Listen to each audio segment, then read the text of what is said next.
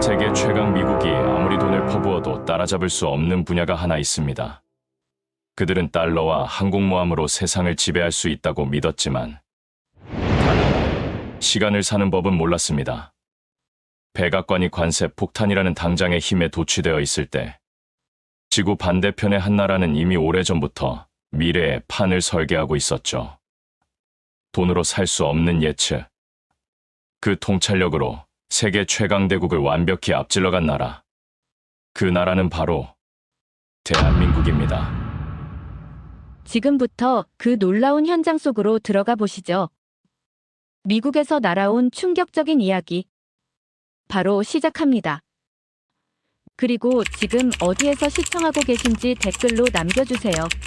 여러분의 이야기도 듣고 싶습니다. 그 전에 잠깐 1초 만에 누를 수 있는 좋아요 버튼을 꾹 눌러주시면 영상 제작에 큰 힘이 됩니다. 그럼 바로 사연 시작하겠습니다. 안녕하세요. 저는 루시안 하크니스라고 합니다. 미국 국무부에서 오랫동안 관세 전략 분석 업무를 담당해왔고, 오늘 여러분께 들려드릴 이야기는 제가 직접 목격한 충격적인 사건에 관한 것입니다. 전 세계가 트럼프 대통령의 관세 폭탄에 발칵 뒤집혔는데 단 한 나라만 조용했습니다. 그 침묵이 얼마나 무서운 전략이었는지 여러분은 상상도 못하실 겁니다. 2025년 어느 날이었습니다.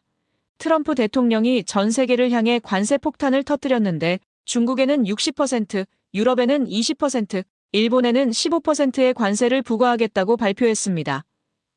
거기다 한국에는 주한미군 방위비로 연간 13조 원을 내라는 폭탄 선언까지 나왔죠. 워싱턴 전체가 완전히 뒤집어진 상황이었습니다. 국무부 건물 12층에 있는 제 사무실은 그날 하루 종일 아수라장이었는데 전화벨이 쉴 새 없이 울려댔고 각국 대사관에서 항해 전화가 빗발쳤습니다. 유럽연합 대표단은 당장 협상 테이블에 앉자고 난리를 쳤으며 일본 외무성은 총리 특사를 급파하겠다고 연락해왔습니다. 모든 나라가 완전히 패닉 상태에 빠져 있었어요. 그런데 한국만 이상하게 조용했습니다. 정말 이상할 정도로 조용했습니다. 다른 나라들이 발칵 뒤집어져서 난리를 치고 있는데 한국 외교부에서는 아무런 연락도 없었죠.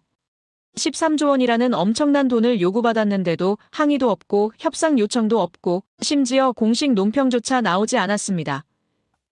오랫동안 외교 현장에서 일하면서 이런 경우는 처음 봤어요. 오후 2시에 백악관 루즈벨트룸에서 긴급 대책회의가 열렸습니다. 상무부 장관 노먼 펜드라곤이 회의를 주재했는데 펜드라곤 장관의 얼굴에는 승리감이 가득했어요. 20명 남짓한 고위 관료들이 모여 앉았고 저는 한쪽 끝에서 각국의 반응을 정리한 보고서를 펼쳐두고 있었습니다.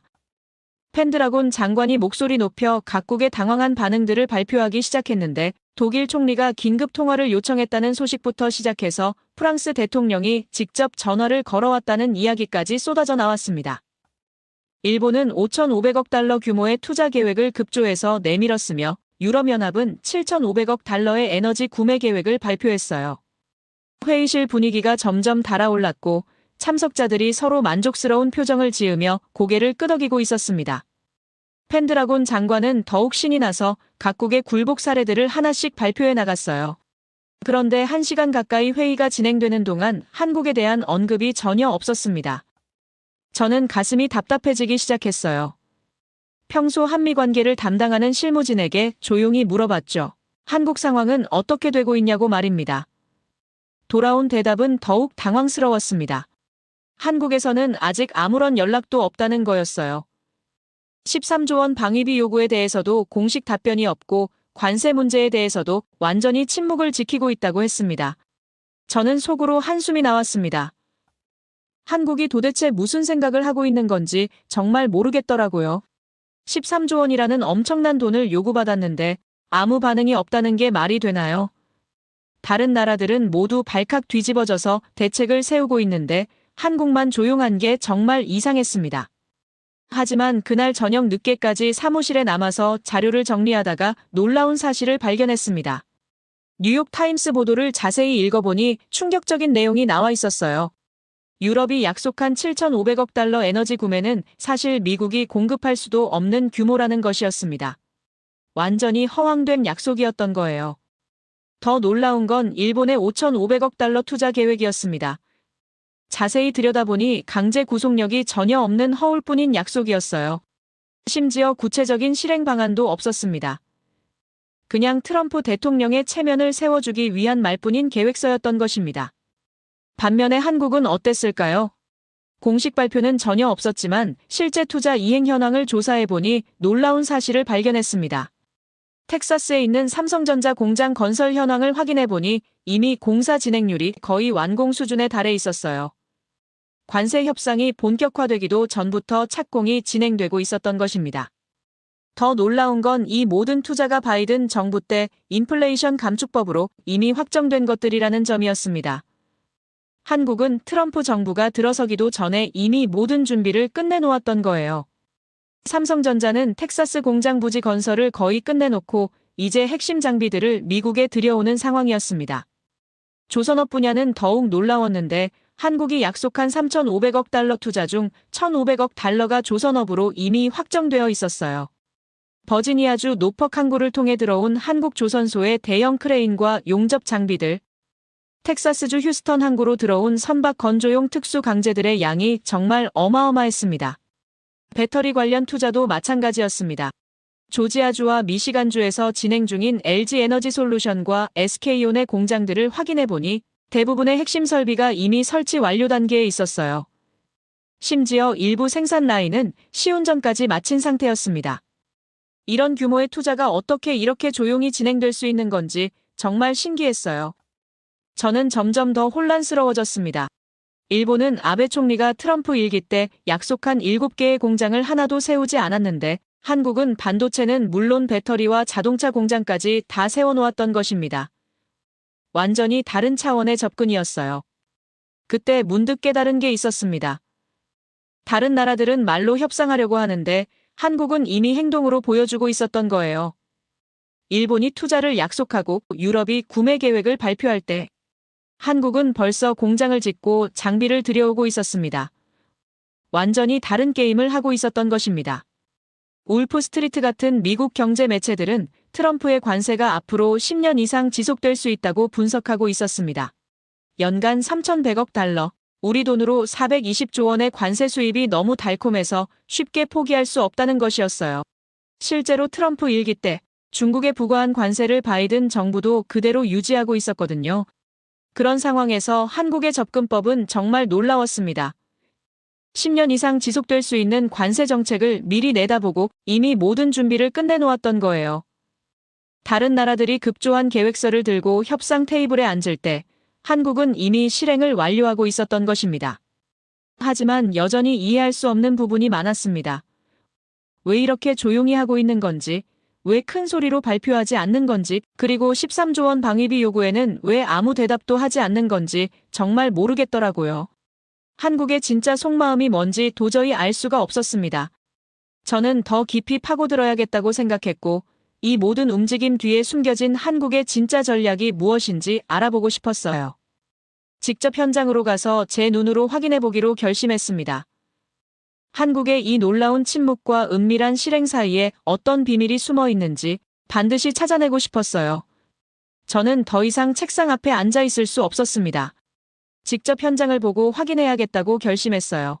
첫 번째 목적지는 텍사스에 있는 삼성전자 공장이었습니다. 워싱턴에서 댈러스까지 비행기로 3시간을 날아가면서도 계속 의문이 들었어요. 정말 한국이 이렇게 조용히 모든 걸 준비해 놓았을까요? 댈러스 공항에서 렌터카를 빌려 삼성 공장이 있는 곳으로 향했습니다. 차로 1시간 정도 달려가는데 도로변에 삼성전자 간판들이 하나씩 보이기 시작했어요. 점점 가슴이 두근거렸습니다. 정말 어떤 모습일지 궁금해서 견딜 수 없었거든요. 공장 입구에 도착했을 때 저는 완전히 놀라고 말았습니다. 상상했던 것보다 훨씬 거대한 규모였어요. 축구장 수십 개를 합친 것보다도 큰 건물들이 질비하게 늘어서 있었습니다. 거대한 크레인들이 하늘을 찌를 듯 솟아있고 수많은 트럭들이 분주하게 오가고 있었어요. 공장 정문에서 만난 보안 직원에게 사정을 설명하고 간단한 견학을 요청했습니다. 다행히 미국 국무부 신분증을 보여주니 흔쾌히 안내해주겠다고 했어요. 헬멧과 안전복을 착용하고 공장 안으로 들어갔는데 그 순간 저는 완전히 말을 잃고 말았습니다. 공장 내부는 이미 거의 완공 단계에 있었습니다. 반도체 생산을 위한 첨단 장비들이 빼곡하게 설치되어 있었고 한국에서 온 엔지니어들과 미국 기술자들이 바쁘게 움직이고 있었어요.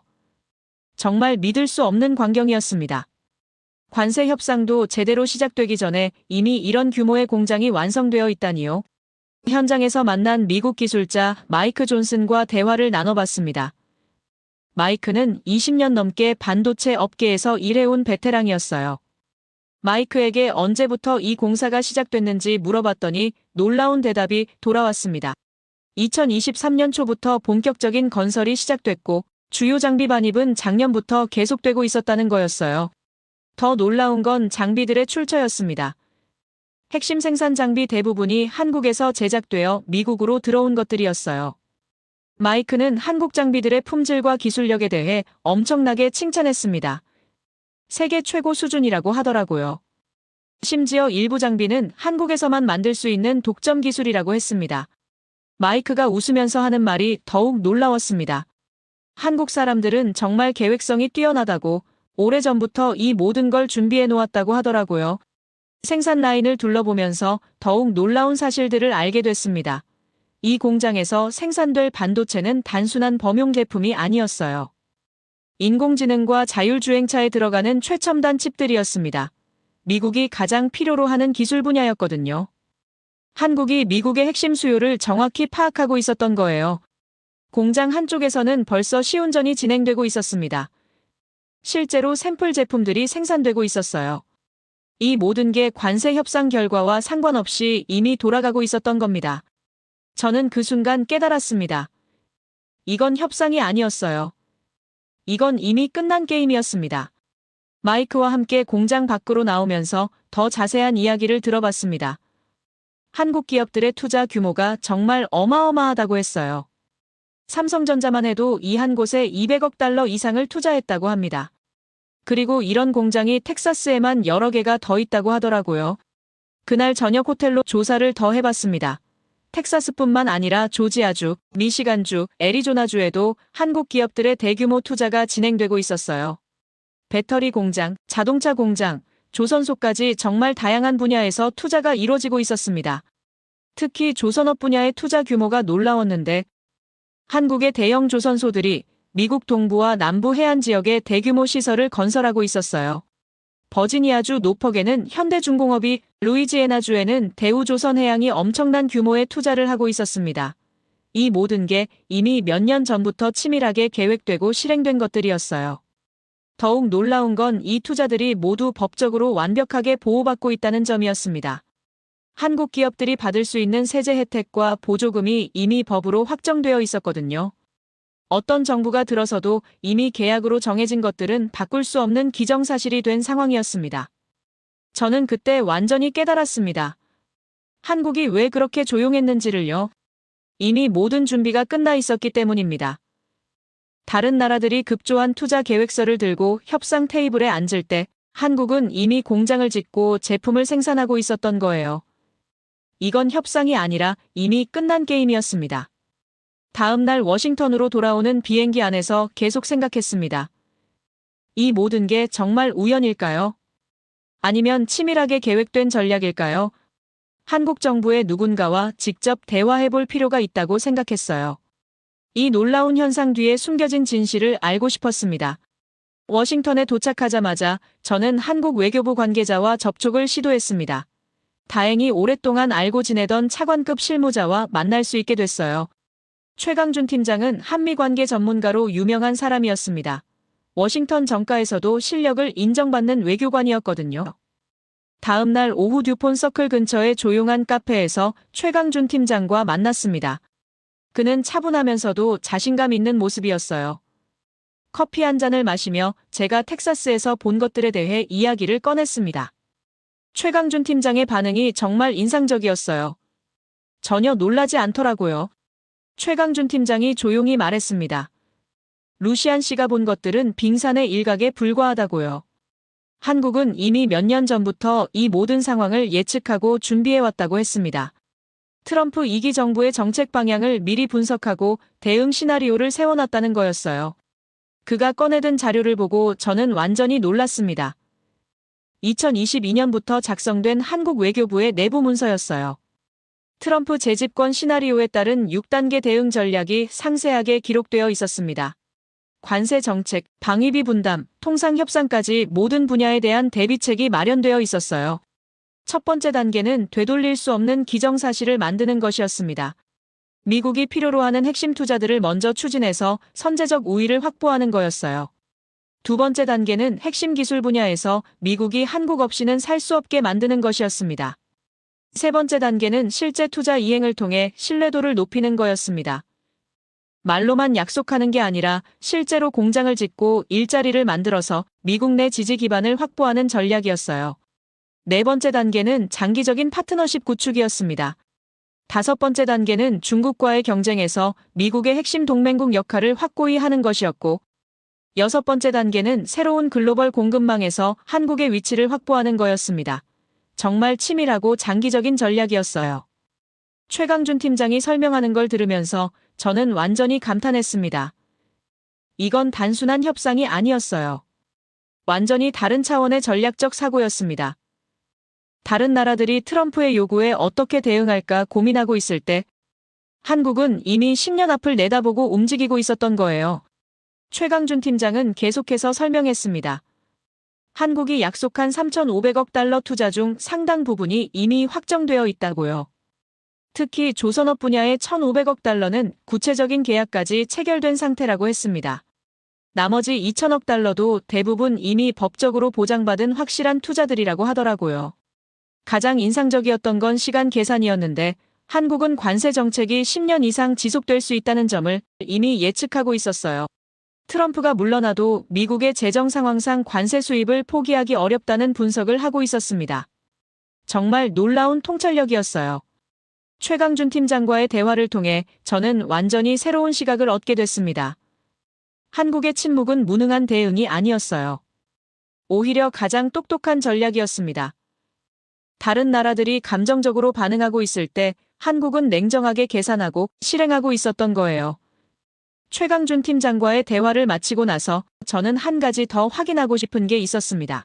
한국의 실제 현장을 직접 보고 싶었어요. 그가 추천해준 곳은 거제도에 있는 대우조선해양조선소였습니다. 한국의 조선 기술이 얼마나 뛰어난지 직접 확인해보라고 하더라고요. 일주일 후 저는 한국행 비행기에 몸을 맡겼습니다. 워싱턴에서 인천공항까지 14시간의 긴 비행이었어요. 비행기 안에서 계속 생각했습니다.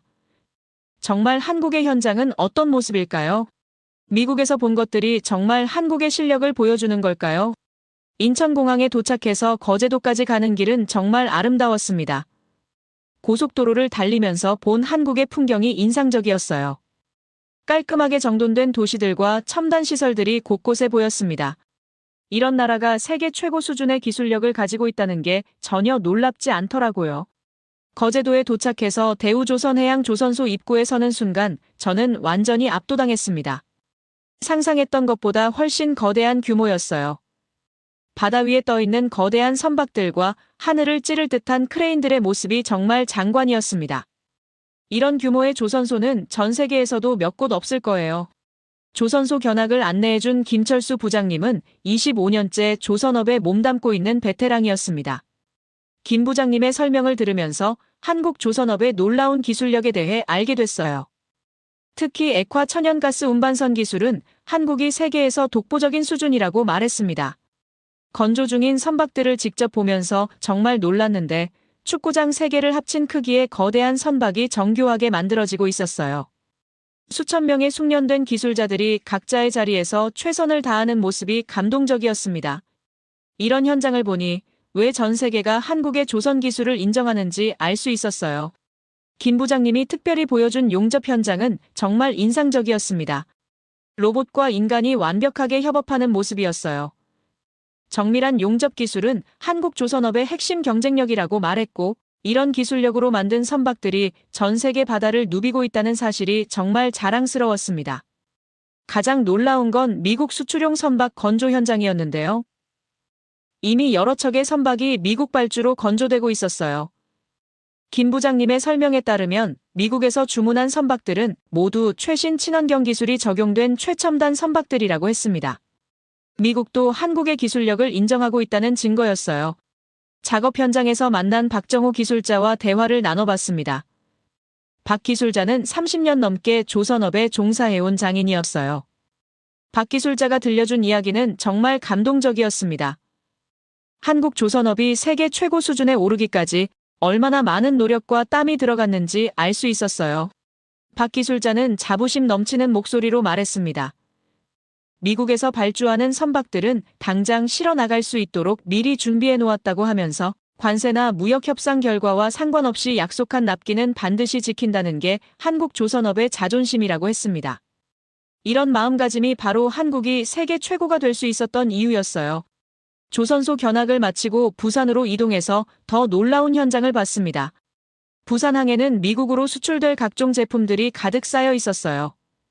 반도체부터 자동차 부품, 배터리, 조선 장비까지 정말 다양한 제품들이 컨테이너에 실려 미국행 화물선을 기다리고 있었습니다.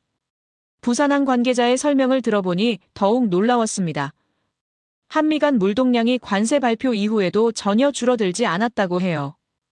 오히려 일부 품목은 증가했다고 전하면서 이는 한국 제품의 경쟁력이 관세를 감안해도 여전히 뛰어나다는 증거였습니다. 특히 인상적이었던 건 반도체와 배터리 수출 현황이었는데 삼성전자와 SK하이닉스의 최첨단 반도체들, LG에너지솔루션과 SK온의 전기차 배터리들이 대량으로 미국으로 수출되고 있었고 이런 제품들은 미국이 절대적으로 필요로 하는 핵심 기술 제품들이었습니다. 한국에서의 마지막 날 밤, 부산 해운대에서 바다를 바라보며 생각했습니다. 정말 한국은 놀라운 나라였어요. 외교적으로는 조용했지만 실제로는 세계 최고 수준의 기술력과 실행력을 가지고 있었습니다. 이런 나라가 침묵하는 건 무능해서가 아니라 자신감이 있기 때문이었어요. 다음 날 한국을 떠나 워싱턴으로 돌아가는 비행기 안에서 저는 완전히 달라진 마음으로 앉아 있었습니다. 한국에 대한 제 생각이 완전히 바뀌었어요. 이제는 한국이 왜 그렇게 조용했는지 완벽하게 이해할 수 있었습니다. 워싱턴에 도착하고 얼마 뒤 백악관에서 후속 회의가 열렸습니다. 펜드라곤 장관이 각국의 협상 결과를 최종 정리하는 자리였어요. 회의실에는 여전히 승리감이 넘쳐 흘렀습니다. 참석자들은 모두 만족스러운 표정을 지으며 미국 정부의 강경 정책이 성공했다고 자축하고 있었어요. 펜드라곤 장관이 각국별 성과를 발표하기 시작했습니다. 일본의 5,500억 달러, 유럽의 7,500억 달러, 그리고 한국의 3,500억 달러까지 모든 숫자를 나열하며 자랑스럽게 말했어요. 이번 협상으로 미국이 얼마나 큰 성과를 거뒀는지 강조했습니다. 그런데 펜드라곤 장관의 마지막 말이 저를 완전히 화나게 만들었습니다. 한국도 결국 우리한테 굴복한 거라고, 우리가 압박하니까 어쩔 수 없이 투자하겠다고 나온 거라고 말했어요. 정말 어처구니 없는 해석이었습니다. 전혀 사실과 다른 이야기였거든요. 저는 더 이상 참을 수 없었습니다.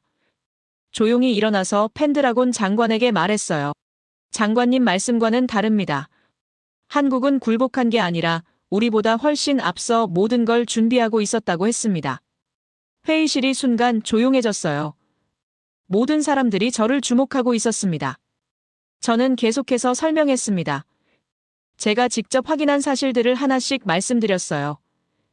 텍사스 삼성 공장의 완공 수준, 거제도 조선소의 놀라운 기술력, 그리고 이 모든 게 우리가 관세를 발표하기 훨씬 전부터 준비된 것들이라는 점을 강조했습니다. 펜드라곤 장관의 표정이 점점 어두워졌습니다. 다른 참석자들도 당황한 기색이 역력했어요. 저는 마지막으로 이렇게 말했습니다. 우리가 관세 폭탄을 터뜨리기도 전에 한국은 이미 결말을 알고 있었다고, 이건 협상이 아니라 한국의 완벽한 전략이었다고 말씀드렸습니다. 회의가 끝난 후 저는 혼자 사무실로 돌아와서 깊은 생각에 잠겼습니다. 정말 놀라운 경험이었어요. 25년 동안 외교 현장에서 일하면서 이런 완벽한 전략을 본 적이 없었죠. 한국은 정말 대단한 나라였습니다. 펜드라곤 장관의 당황한 표정이 아직도 생생하게 떠오르더라고요. 창밖으로 보이는 워싱턴 기념탑을 바라보면서 지난 몇 주간의 일들을 다시 정리해봤습니다. 처음에는 한국이 늦었다고 생각했는데 알고 보니 가장 빨랐고 조용하다고 생각했는데 실제로는 가장 치밀하게 움직이고 있었어요. 이런 반전이 있을 줄 누가 상상이나 했겠습니까? 텍사스 삼성 공장에서 본 그 놀라운 광경들이 계속 머릿속을 맴돌았습니다. 이미 거의 완공 단계에 있는 최첨단 시설들, 바쁘게 움직이는 한국 엔지니어들의 모습, 그리고 미국 기술자 마이크가 한 말들까지 모든 게 생생했어요. 한국이 정말 몇 달 전부터 이 모든 걸 준비하고 있었다니 믿을 수 없을 정도였습니다. 도대체 한국이라는 나라가 어떤 나라길래 이런 놀라운 일들이 가능할까요? 작은 나라라고 생각했는데 실제로는 엄청난 기술력과 전략적 사고를 가진 나라였습니다. 정말 놀라운 발견이었어요.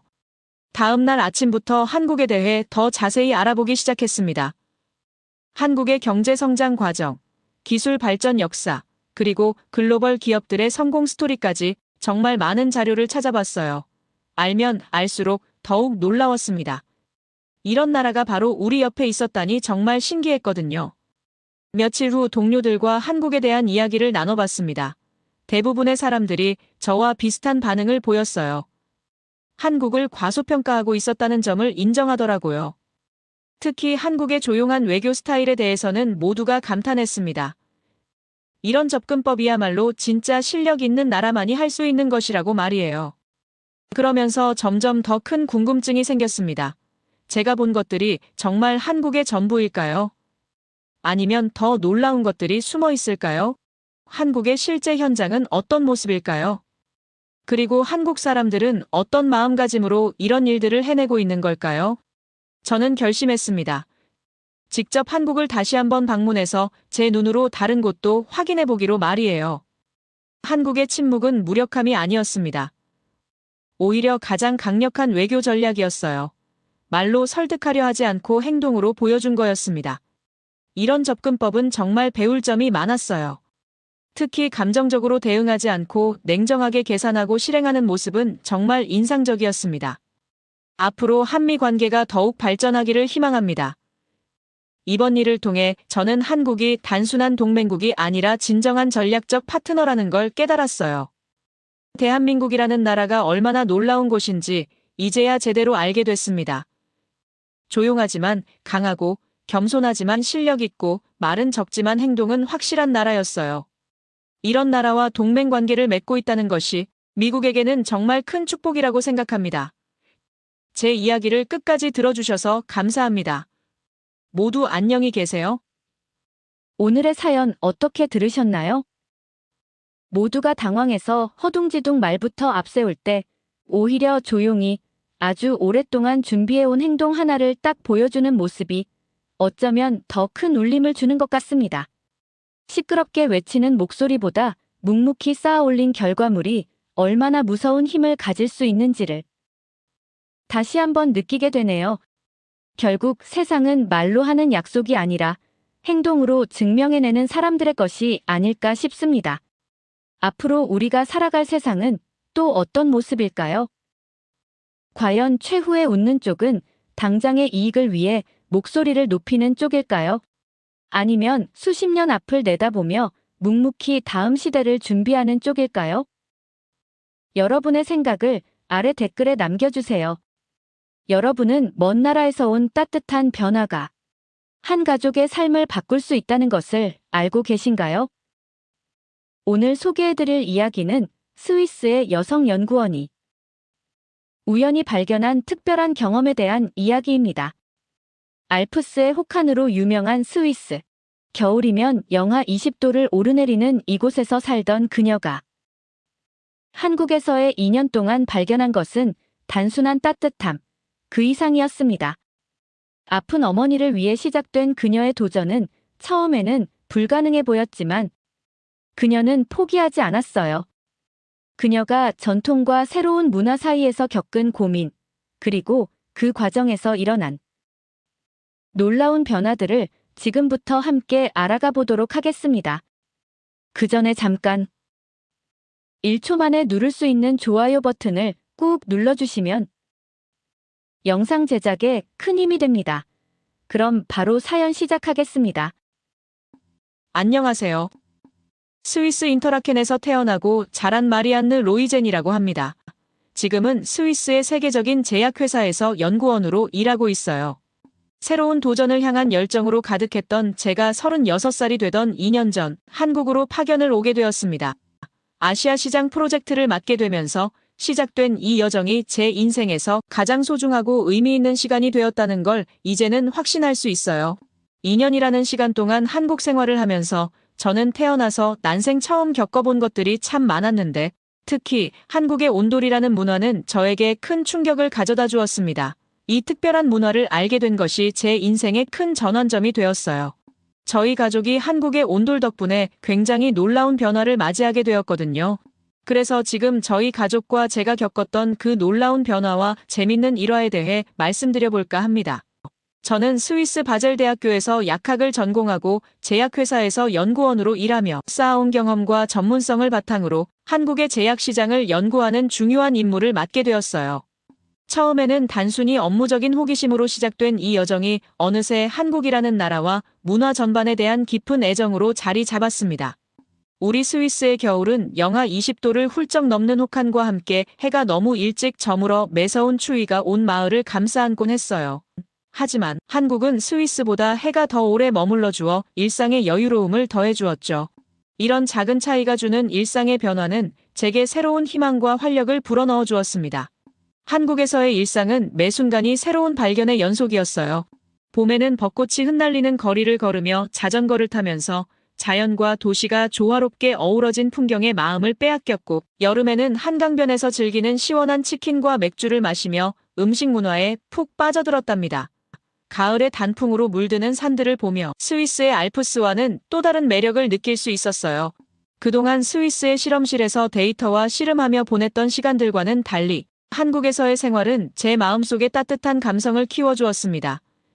연구원이라는 직업상 늘 객관적이고 냉철한 판단을 해야 했지만 한국에서 만난 사람들의 정과 문화는 제 딱딱했던 마음을 조금씩 녹여주었어요.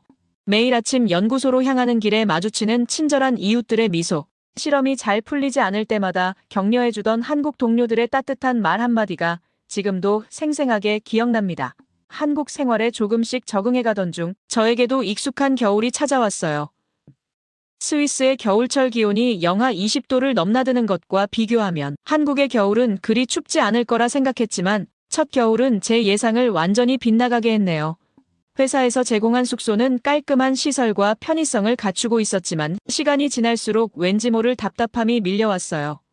고층 빌딩들 사이에서 바라보는 도시의 풍경은 마치 콘크리트 벽에 갇힌 듯한 느낌을 주었죠.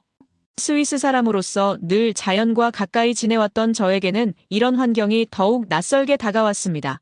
결국 저는 회사에서 조금 떨어진 곳이었지만 뒤편에 작은 공원이 있는 근처 오피스텔로 이사를 가기로 했어요. 한국의 도시는 빌딩들 속에도 자연을 품고 있다는 점이 무척 인상적이었습니다. 새로운 보금자리에서의 생활은 제게 신선한 활력을 주었어요. 아침마다 공원의 새소리를 들으며 눈을 뜨고 작은 공원 근처에서 러닝을 즐기기도 했죠. 저녁에는 은은한 노을을 바라보며 하루를 마무리할 수 있었어요. 스위스의 알프스와는 또 다른 매력으로 제 마음을 사로잡는 풍경이었습니다. 한국의 첫 겨울을 맞이하면서 이곳 사람들은 어떻게 추위를 이겨내는지 무척 궁금했어요. 아시아만의 특별한 월동법이 있지 않을까 기대했지만 난방시설을 보니 스위스와 크게 다르지 않아 보였네요. 여기도 결국 스위스와 같은 방식이구나 하는 생각에 조금 실망스러웠습니다. 다행히 회사는 따뜻했고 구내식당의 뜨끈한 국물 요리는 추운 날씨를 견디게 해주는 작은 위안이 되었어요. 하지만 퇴근 후 돌아오는 차가운 집이 문제였죠.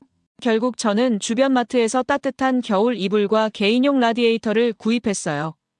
연구원의 분석적인 성향 때문인지 이불의 보온력과 라디에이터의 전력 소비량까지 꼼꼼히 따져가며 고르느라 몇 시간을 매장에서 보냈네요. 스위스에서는 당연하게 여겼던 난방시설이 이곳에서는 전혀 다른 의미로 다가왔어요.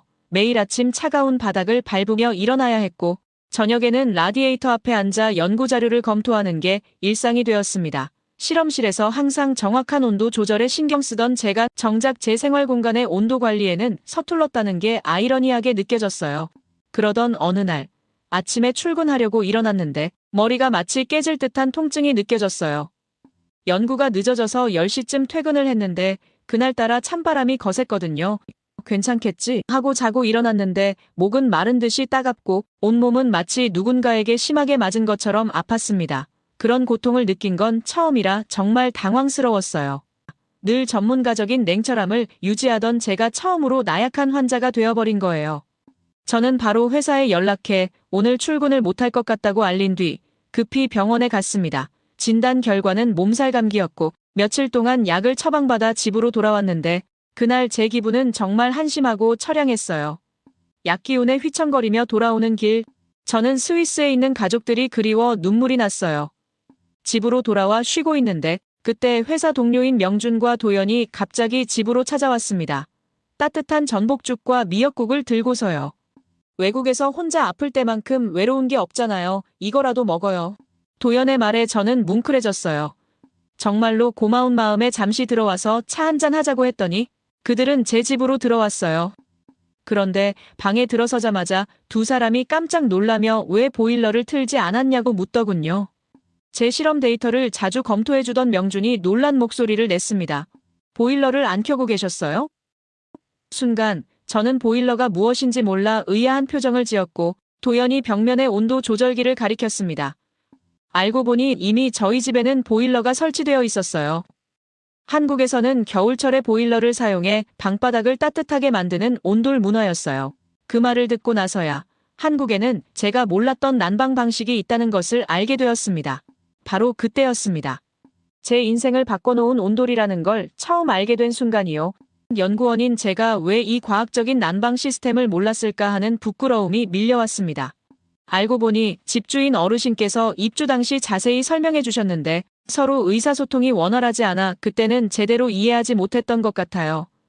이제 이 시스템을 알게 되니 그때의 대화가 아쉬워지네요. 그때 명준이 보일러를 만지며 설명을 해줬고 저는 큰 문화 충격을 받았어요.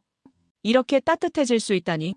바닥에서 올라오는 따뜻한 온기와 공기의 온도가 정말 기분 좋게 느껴졌습니다. 그런 따뜻함을 느낀 건 처음이었어요.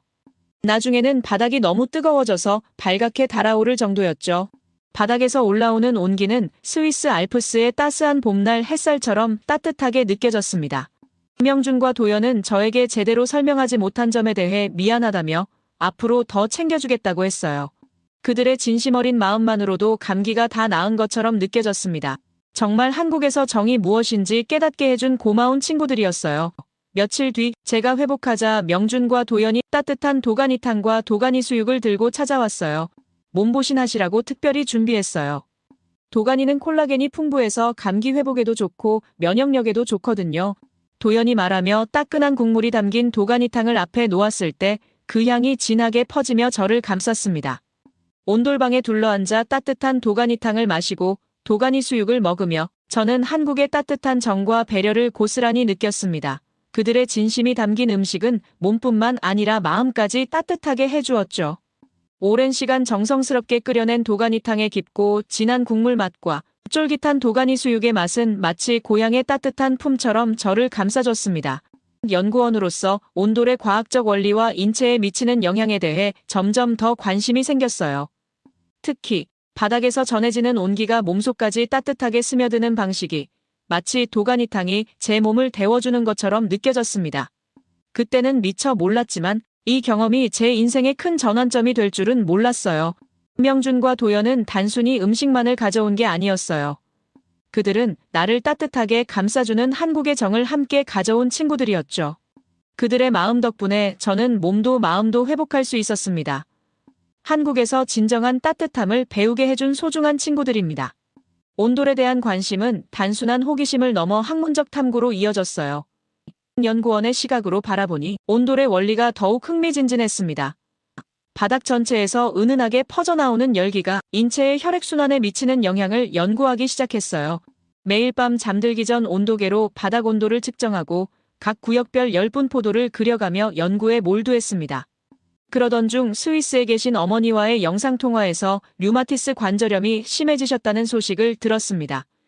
추운 날씨 때문에 관절 통증이 더욱 악화되어 일상생활조차 힘들어하시는 어머니의 모습을 보며 가슴이 아팠어요.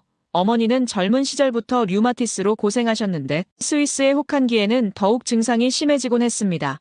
어릴 적 기억으로는 어머니가 추운 날이면 항상 무릎을 감싸 안고 계셨던 모습이 선명했어요. 문득 어머니가 젊었을 때 자주 하시던 말씀이 떠올랐습니다. 따뜻한 기운이 온몸을 감싸주면 좋을 텐데. 그 말씀이 이제야 가슴 깊이 와닿았습니다. 평소 실험실에서 약물의 인체 흡수율과 효과를 연구하던 경험을 살려 온돌의 열기가 인체에 미치는 영향을 체계적으로 기록하기 시작했어요.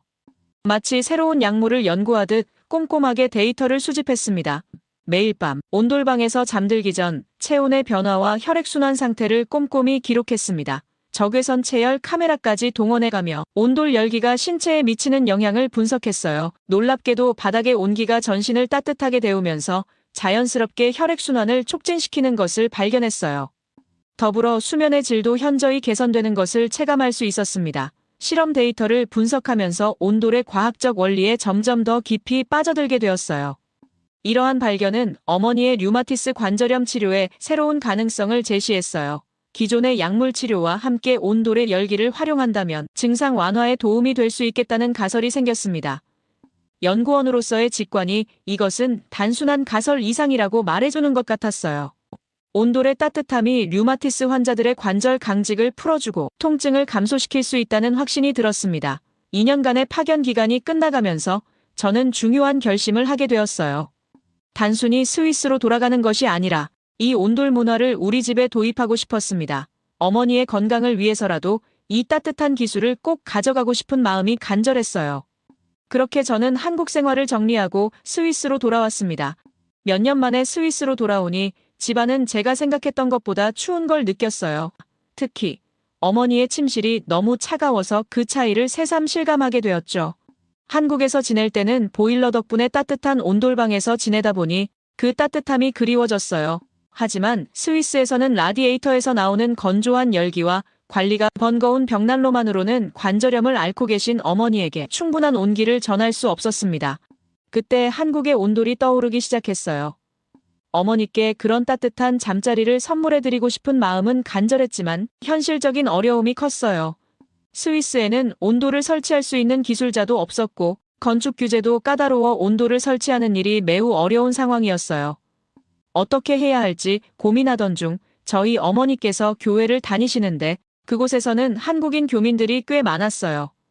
그 중에서도 한국에서 건축가로 일하다 스위스로 이주하신 김민수님을 알게 되었습니다. 온돌에 대한 제 생각을 이야기하자 그분도 깊은 관심을 보이셨어요. 우연히도 김민수님의 한국 건축가 지인들이 유럽 온돌 보급 프로젝트를 준비 중이었다고 해요. 아직 어느 나라에서 첫 프로젝트를 시작할지 고민하는 단계였었죠. 그 순간 저는 마치 운명처럼 느껴졌습니다. 하지만 현실은 생각보다 복잡했어요. 김민수님을 통해 알게 된 한국의 건축가들은 개별 가정이 아닌 지역 단위 프로젝트만 진행한다고 했습니다. 자재 운반비와 인건비를 고려하면 한 가구만을 위한 설치는 현실적으로 어렵다는 거였어요. 하지만 저는 여기서 포기하지 않았습니다. 연구원으로서 익힌 프레젠테이션 능력을 살려서 주변 이웃들을 설득해보기로 다짐했어요. 온돌의 과학적 원리와 건강상 이점을 체계적으로 정리해 설명했지만 반응은 예상과 달랐습니다. 오히려 어머니께서 먼저 걱정을 하셨어요. 굳이 낯선 나라의 난방 방식을 도입할 필요가 있을까? 수세대에 걸쳐 알프스의 추위를 이겨내며 살아온 스위스 사람들에게는 자부심이 있었거든요. 주변 이웃들도 같은 생각이었습니다. 처음에 과학적인 접근이 실패로 돌아가자 저는 다른 방식을 생각해보기 시작했어요. 여러분, 혹시 핀란드의 사우나를 경험해 보신 적 있으신가요? 제가 던진 질문에 대부분의 이웃들이 고개를 끄덕였습니다. 스위스에서도 많은 사람들이 핀란드의 사우나를 즐기고 그 온기가 주는 편안함을 잘 알고 있었어요. 여기서 핀란드의 사우나 문화는 마치 한국의 온돌 문화처럼 오래전부터 전해 내려오는 소중한 문화입니다. 한국인들이 함께 식사를 나누며 관계를 돈독히 하고 술자리에서 우정을 쌓는 것처럼 핀란드 사람들은 사우나에서 가족과 친구들과의 유대감을 강화하고 서로에 대한 존중과 평등을 느낍니다. 사우나는 단순한 목욕 공간이 아니라 핀란드 사람들에게는 사회적 상호작용과 휴식의 장소로 여겨집니다. 이처럼 저는 그들에게 온돌이 주는 따뜻함이 마치 사우나처럼 은은하게 온몸을 감싸주지만 더 부드럽고 지속적이라고 설명했습니다. 사우나에서 느끼는 그 따뜻함을 우리 집 안에서 하루 종일 느낄 수 있다면 어떨까요? 한번 상상을 해보세요. 이렇게 그들에게 친숙한 경험과 연결시키자 조금씩 관심을 보이기 시작했어요.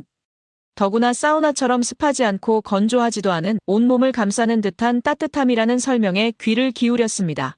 하지만 여전히 걱정하는 우려의 목소리도 있었어요. 우리는 수백 년 동안 이렇게 살아왔는데 이런 변화가 필요할까요?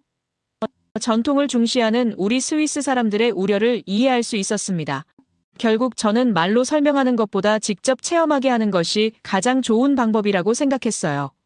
그래서 김민수님의 도움을 받아 한국의 온돌 전문가들과 연락을 취하게 되었고, 긴 설득 끝에 그들은 저희 집에 온돌을 설치하기로 결정을 내렸습니다. 그들은 저희 집을 시범 가구로 선택해 주었고 제안도 받게 되었습니다.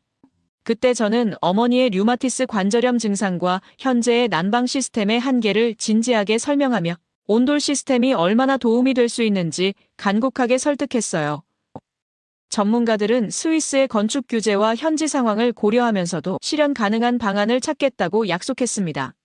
제게 이 기회는 단순히 난방 시스템을 바꾸는 것이 아니라 어머니의 건강과 삶의 질을 개선할 수 있는 소중한 기회였기에 그 어느 때보다 절실하게 느껴졌습니다. 그리고 마침내 저희 집에 온돌이 설치되던 날, 그 순간의 감동은 지금도 생생하게 기억에 남아 있습니다. 한국의 건축가들은 스위스의 건축 규정을 철저히 준수하면서도 온돌의 장점을 완벽하게 살려내었어요. 어머니의 침실이 따뜻하게 데워지는 모습을 보며 그동안 느꼈던 아픔과 고생이 다 보상받는 듯한 감정이 밀려왔습니다. 그때는 정말 눈물이 날 것 같았어요. 예상했던 대로 온돌의 효과는 정말 놀라웠는데 어머니의 류마티스 증상이 점차 호전되기 시작했어요. 처음에는 믿기 어려운 변화였죠. 아침마다 뻣뻣하게 굳어있던 관절이 점점 부드러워지고 통증도 많이 줄어들었다고 말씀하시며 기쁨을 감추지 못하셨어요. 특히 어머니의 표정에서 변화가 가장 뚜렷하게 느껴졌습니다. 예전에는 아침마다 고통스러워 하셨던 모습이 이제는 웃음이 번지면서 더 밝고 생기 있어 보였어요. 그 변화는 정말 큰 감동이었습니다. 이웃들의 반응도 달라졌는데 처음에는 낯선 시스템에 대해 경계하던 그들이 이제는 저희 집을 방문할 때마다 맨발로 바닥을 걸으며 감탄을 자아냅니다. 이런 따뜻함은 처음이에요. 라고 말하며 놀라워하는 모습을 보며 저는 그저 뿌듯함과 함께 깊은 감사함을 느꼈습니다. 인터라켄은 비교적 작은 도시라 소식이 빠르게 퍼져나갔어요. 그래서 우리 집에 온돌이 설치되고 어머니의 건강이 눈에 띄게 좋아지는 모습을 본 이웃들은 더욱 관심을 보이기 시작했습니다. 겨울이 본격적으로 시작되기 전이었기에 많은 분들이 자신의 집에도 온돌을 설치하고 싶다며 연락을 주셨습니다. 그들의 변화에 대한 호기심과 관심을 보면서 저희가 이 작은 변화를 통해 많은 이들에게 긍정적인 영향을 줄 수 있다는 생각에 마음이 더욱 따뜻해졌어요. 저는 이웃들에게 온돌의 장점을 하나하나 설명해드렸습니다. 단순한 난방 시스템이 아닌 우리의 건강과 삶의 질을 높여주는 훌륭한 문화라고 말씀드렸어요. 바닥에서 올라오는 은은한 온기가 어떻게 우리 몸 전체를 감싸았는지, 그리고 그 따뜻함이 얼마나 오래 지속되는지 이야기했습니다. 처음에는 의구심을 가지고 바라보던 이웃들도 직접 체험하고 나서는 생각이 완전히 바뀌었어요. 그들은 이제 추운 겨울이 오기 전에 온돌을 설치하고 싶다며 한국의 건축가들과 연락할 방법을 문의해왔습니다. 스위스의 전통적인 난방 방식에 대한 자부심이 강했던 분들도 이제는 새로운 가능성을 받아들일 준비가 된 것 같았어요. 제약 연구원으로서 저는 온돌이 건강에 미치는 영향을 체계적으로 기록하기 시작했어요. 어머니의 혈액순환이 개선되고 수면의 질이 향상되는 것을 관찰하며 이 시스템의 의학적 가치를 입증하고 싶었습니다. 스위스의 혹한이 찾아왔을 때가 진정한 시험대였어요. 기록적인 추위 속에서도 우리 집은 항상 포근했습니다. 벽난로를 매일 관리할 필요도 없었고 건조한 라디에이터 열기와도 달랐어요. 마치 따뜻한 이불 속에 있는 것 같은 포근함이 집안 가득했습니다. 입소문이 퍼지면서 다른 가정에서도 문의가 이어지기 시작했어요. 처음에는 그저 호기심으로 시작된 물음이었지만 점차 사람들의 관심이 진지해졌습니다. 현지 건축가들도 한국의 온돌 시스템에 대해 관심을 보이기 시작했죠. 이제는 스위스의 건축 문화와 한국의 온돌이 자연스럽게 어우러진 새로운 형태의 주거 문화가 만들어지고 있는 것을 보며 저도 깜짝 놀랐습니다. 그 과정 속에서 이웃들의 변화도 눈에 띄게 느껴졌는데 처음에는 다소 의심과 경계의 눈초리로 바라보던 이들이었지만 점차 저희 집을 방문할 때마다 그들의 얼굴에 변화가 생겼어요. 집에서 바닥이 이렇게 따뜻할 수 있다니 정말 놀라워요라고 말하면서 맨발로 걸으며 행복해하는 모습을 보며 그들 마음속에서도 작은 변화가 일어나고 있음을 느꼈습니다. 이제 온도를 단순히 새로운 시스템이 아니라 따뜻함과 편안함을 제공하는 소중한 방식으로 인식하게 된 것이었어요. 그런 변화들이 쌓여가면서 저도 모르게 마음이 따뜻해졌습니다. 이 모든 변화가 시작되었을 때 사실 저는 이렇게 큰 전환점이 올 줄은 몰랐어요. 한국에서의 인연은 단순한 해외 파견이 아니었습니다. 어머니의 건강과 그로 인해 변화된 지역 사회의 모습까지 이어진 큰 기회였던 거죠.